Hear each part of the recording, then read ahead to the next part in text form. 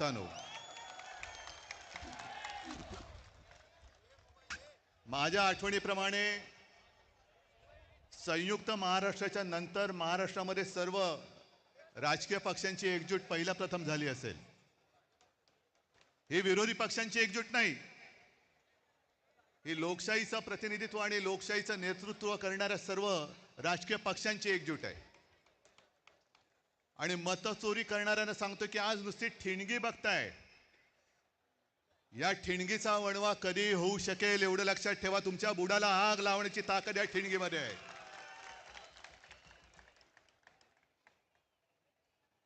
मध्यंतरी एक मी शब्द वापरला तो गाजला।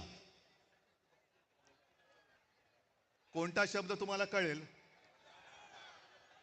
शोलेमध्ये एक डायलॉग आहे, दूर गांव में जब आधी रात बच्चा रोता है तो माँ कहती है सो जा नहीं तो।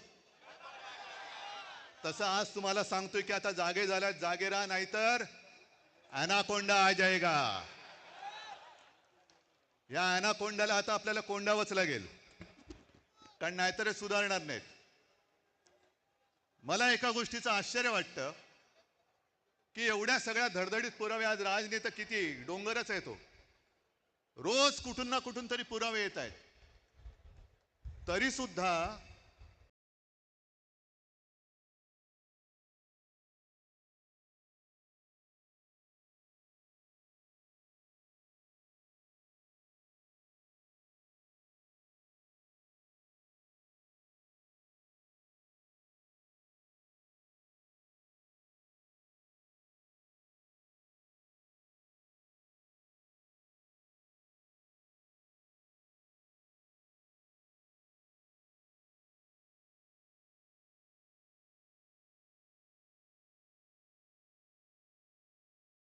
आपले राज्यकर्ते आणि निवडणूक आयोग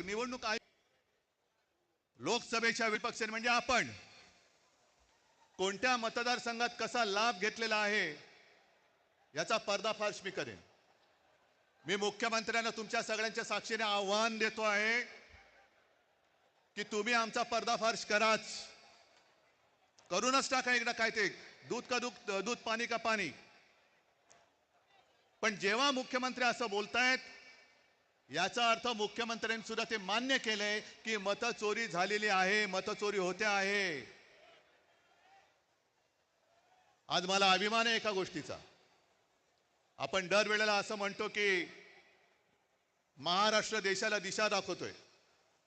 आज संपूर्ण महाराष्ट्र आपल्या रूपामध्ये एकवटलेला आहे आणि तो देशाला दिशा दाखवतोय।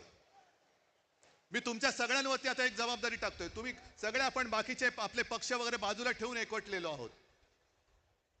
ज्या गोष्टी आता आम्ही करतो आहोत, शिवसेना, महाराष्ट्र नवनिर्माण सेना, राष्ट्रवादी काँग्रेस, कम्युनिस्ट, शेतकरी कामगार पक्ष सगळ्यांचे कार्यकर्ते करतायत, तसं मी सर्व मतदारांना आवाहन करतोय, राज्यातल्या नव्हे तर देशातल्या, की सगळ्या जणांनी आपापलं नाव आपल्या यादीत आहे की नाही हे पुन्हा जाऊन तपासा। आणि आपल्या घरामध्ये आपल्याला न दिसणारी, आपली परवानगी न घेतलेली माणसं राहतात की नाही हे सुद्धा तपासा। कारण जर शौचालयामध्ये 100 माणसं राहत असतील तर तुमच्या घरात किती राहू शकतात? आणि मी मतदारांना का सांगतोय, कारण हे तर सगळे राज तू दाखवले, बाकीच्यांची जशी दुबार तिबार नाव आहेत ती। आज मी दाखवतोय एक असा अर्ज आहे की त्याच्या अर्जाखाली एक शेरा आहे, तो शेरा पहिल्यांदा वाचतो, त्याच्यानंतर मी नाव वाचतो की सदर अर्जाबाबत अर्जदार, आता अर्जदाराचं नाव मी नंतर सांगतो, यांची भेट